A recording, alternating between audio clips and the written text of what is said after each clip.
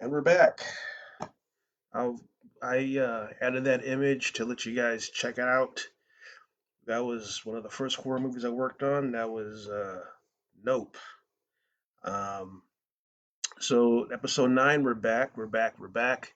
I I apologize. I feel like I've broken, sort of the contract between you. I said I would try to get a show on the air every Friday, Thursday. Um, well, work happened, and it just was a change of plans. Um, as you know, like I said, I work multiple jobs. I added a new button, Cash App feature, just a virtual tip jar. Um, we'll just kind of see how it goes.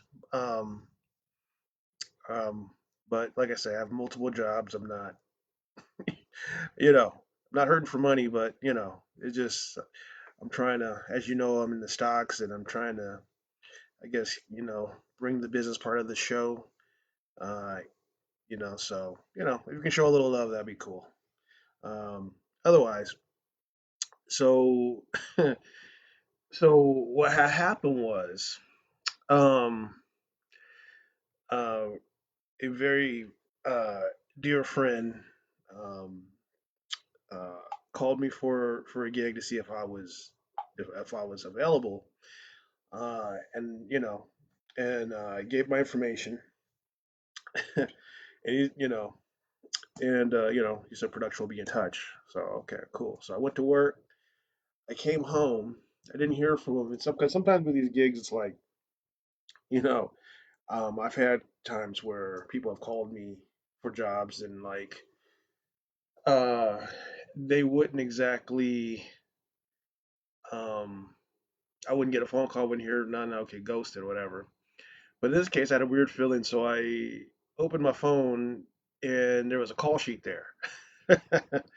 So there's a call sheet, and um, this is about close to 12 or 1. I set my alarm to go off at 12, but it was 1 o'clock, and so when I found there was a real call sheet and there was a real location and sides and stuff like that, um, well, I immediately got on the phone, made whatever arrangements I had to make, and got my ass um, to a very remote ranch where um, a horror film was being shot. Now, I signed NDAs, and I can't really speak on the exact nature of what I worked on, but it was like their last day. The director is April Wright. She's a stunt woman turned director. Um, Looks really good. I'll just say it looks really good. They gave us some crew swag. I think, yeah, I've posted the picture on my social media, so no, it was very cool.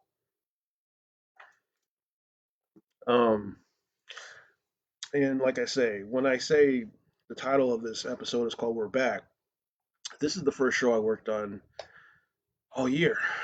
So we're in April now, so that's 4 months. 4 months that I have spent looking for production work, and of course, having taken took a break from the show, because yeah, I notice with podcasts sometimes it falls into like a thing where people start off, you know, they got these ingrained ambitions and then they just kind of like fall away.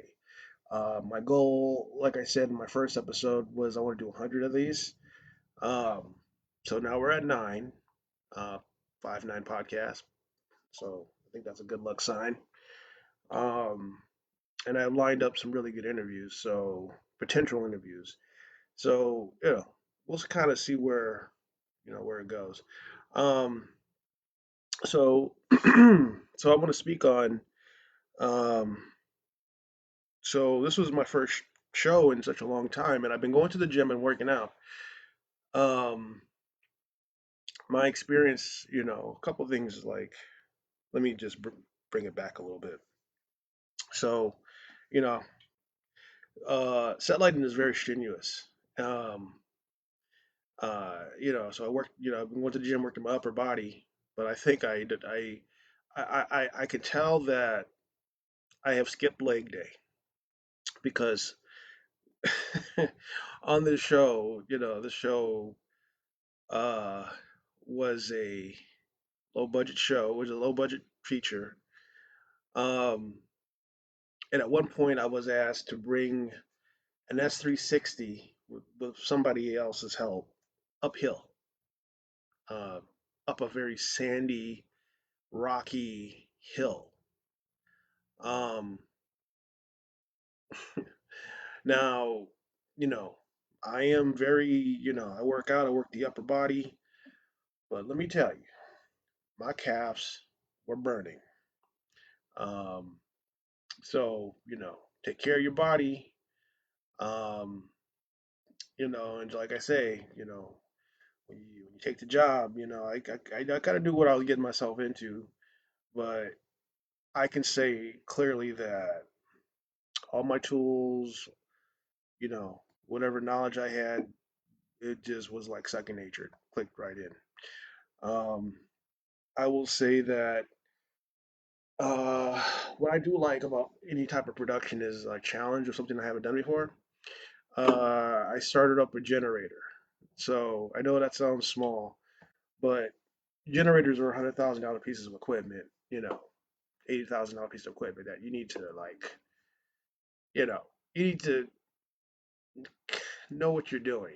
There's certain things, when you're operating this thing, there's some no-nos, and you gotta really, because the generator is what keeps the production going. So, um, so I started a generator up for my first time. I mean, I kind of knew how to do it, but you gotta prep it, you gotta warm it up. That's the trick. Is like you have to start it. Well, figure out how to start it. You gotta know what panel to open to start the thing, and then it needs to idle you know for a good 10 minutes, and then you hit it. Then you have to start again, and that's what powers the entire show. So that's a win to me anyway. Um, Sounds small, but a win nonetheless because I didn't screw that one up. Um, so so like I say, when I first started, um, I would say that we work with light mats. Um, and when you work in dusty conditions, it's having to keep the accessories, the camera, the lighting accessories together. Because during wrap, we were wrapping a house, and apparently some gnarly stuff happened in this particular house, right? So we're taking down these Astera tubes, which are these long cylindrical tubes, um, which you can control the lights and stuff like that. Uh, and something flies past my face. I'm like, is that a bird? I'm like, because this is like, 1 or 2 in the morning. It's a bat. A freaking bat flew right by me. This is like, I believe this is somewhere near Agua Dulce, Santa Ana, you know. Um, so it's really kind of like a lot of critters out there. You got your mountain lions, you got rattlesnakes and scorpions and that kind of thing out there. And it gets really cold too. But yeah, a whole bat just flew right by me.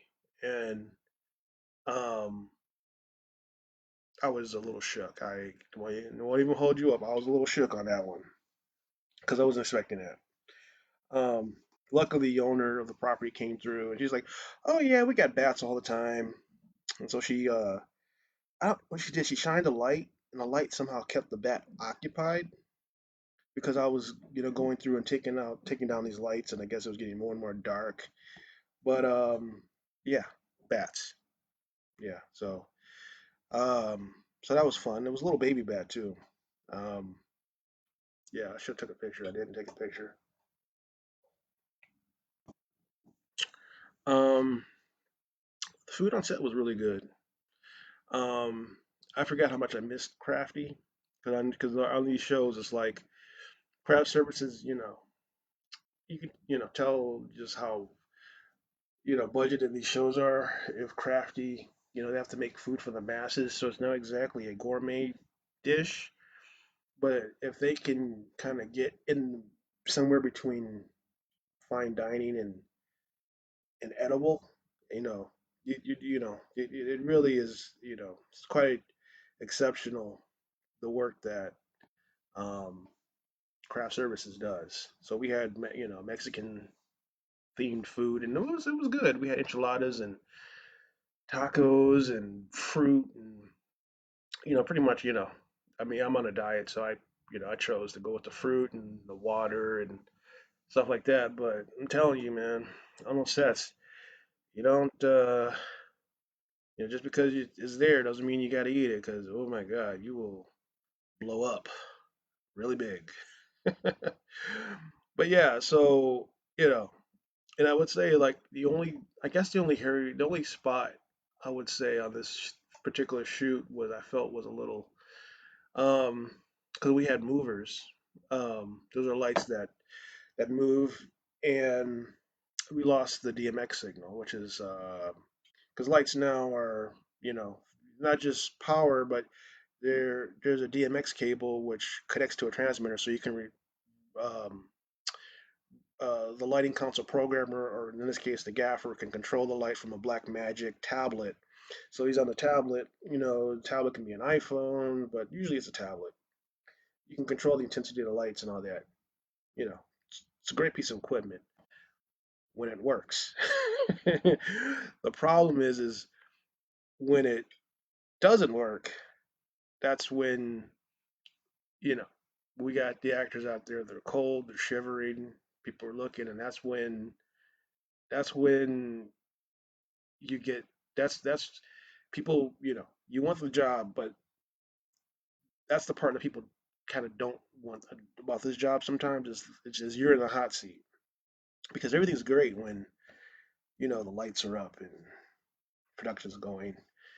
Um, it gets kind of hairy when when the thing the director and DP wants you to do, you're unable to make it do the thing, and that's not good because the DP really wants a specific shot for a specific reason. Um, so you know, but the main thing there is maintain your cool.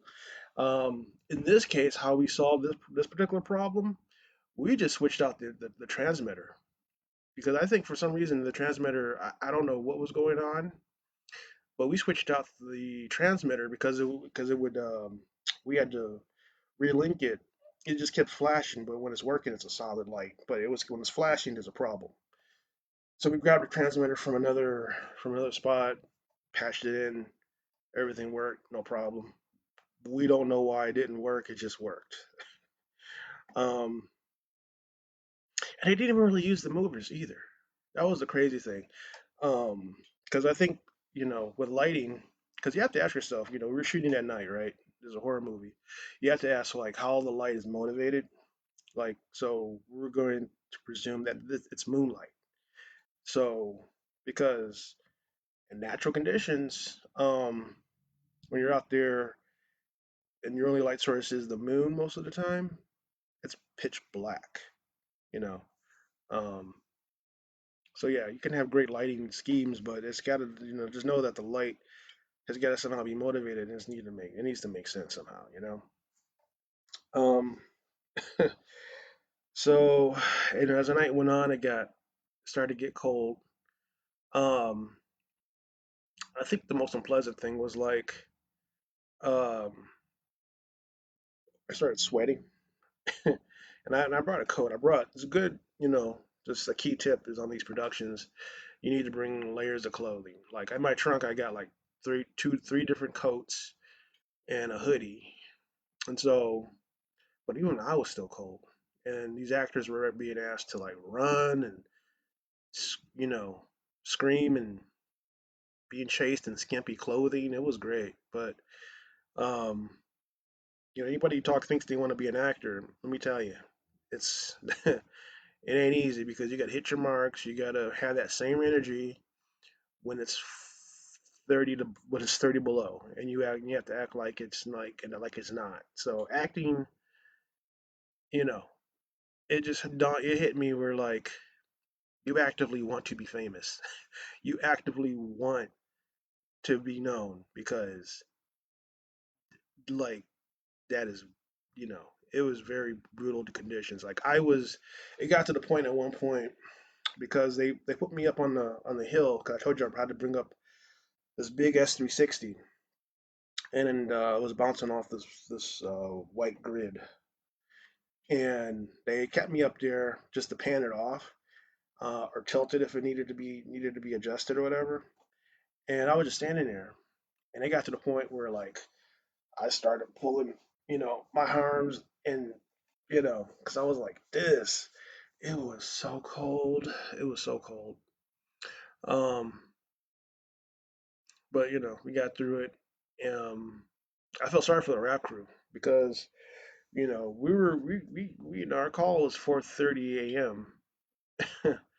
and I was driving like fast and furious to get to this location. We wrapped at about 5 8. Well, 4:45, 5 a.m. And um, I was happy. It was but I will say that um, you know, I do miss the days of doing more work. 'Cause I remember, there's an article in the LA Times that production has plummeted to such an extent um, that productions are, you know, they're having really there's a lot of problems keeping production in LA, and it's look, I got blessed, and what I noticed about the crew on this particular set, everybody was a multi hyphenate. Like what I mean is like I met a guy who was gripping, but he was a member of my local 728. He was an electrician by union, um, who is also a grip, photographer. At times, he PA'd. So at this point, it's like, you know, um, you can't just stick to to your particular craft. It's like if your craft is set design, you know, if you don't know work, you need to be a PA. I mean, I hate to say it, but um, the market has become that competitive, and my I have other skills. I do security. Um, I've worked in security for a number of years, and you got to have a multiple set of skills. Um, I in this particular project, I did grip work. You know, I I leave it to the grips. I respect what they do, and I feel like I think it would make me a better filmmaker if I did know grip, because you need to be able to sculpt the light and not just provide the light. So yeah, I got up on the stand, and we were raising um, the deflector so that way, or the bounce sheet to so we can light the set, because it was a two-man job and I was the only guy, and I had a quick crash course, and I just winged it. Um, but like I said, I am happy that you know I've been going to the gym, staying in shape. Um, you know, I think another thing that I think was what helped me on set was didn't eat too much. Because set, not that it's their responsibility, to you know fulfill your dietary restrictions, but all I'm saying is when you eat, heavy stuff at 4 a.m. you get tired. I don't care, and you're still expected to perform.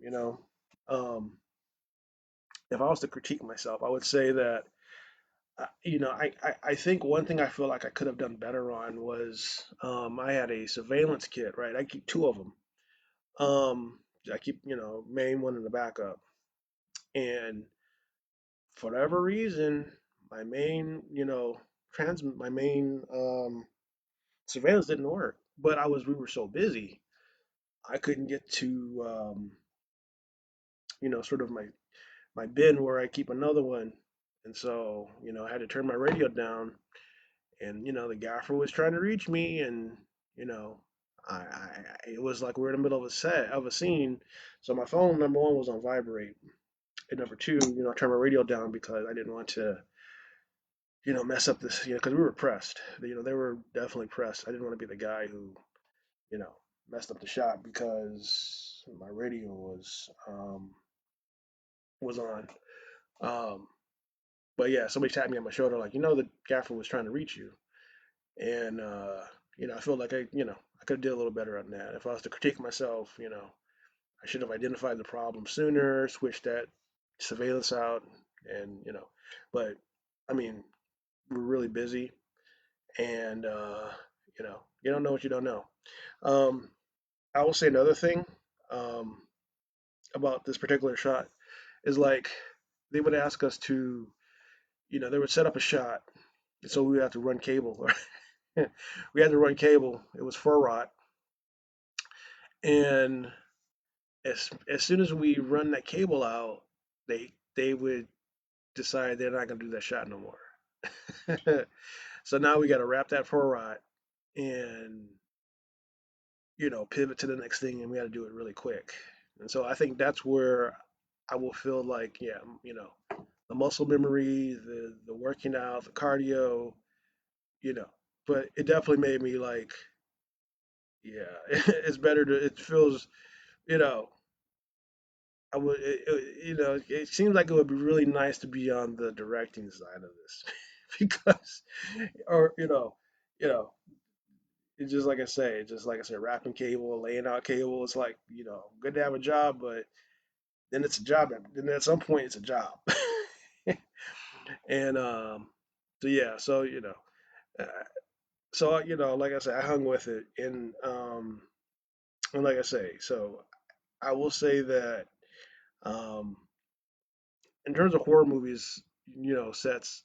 This is my third horror movie. I worked on Nope, and then I worked on Queen Mary.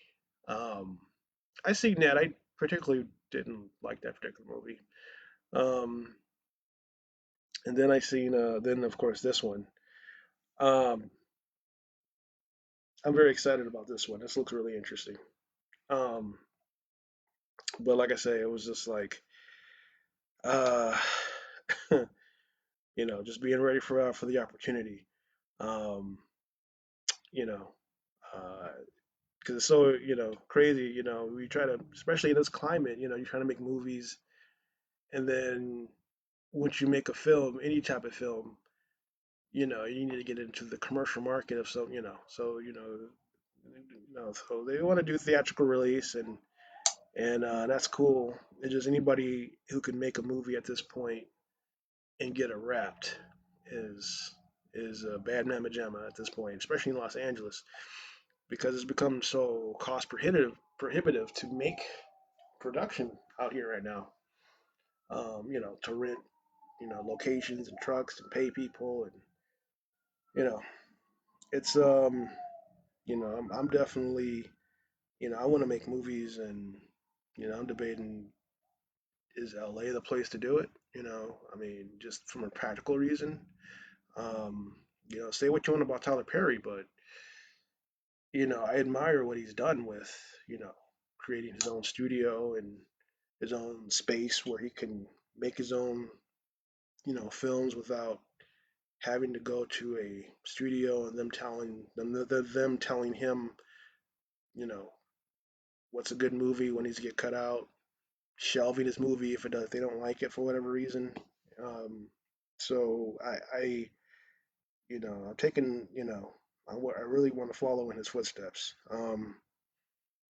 to create work, to be not just create work, but create the infrastructure to keep creating the work, and keep, you know, and allow other people to be able to make films and keep a business going.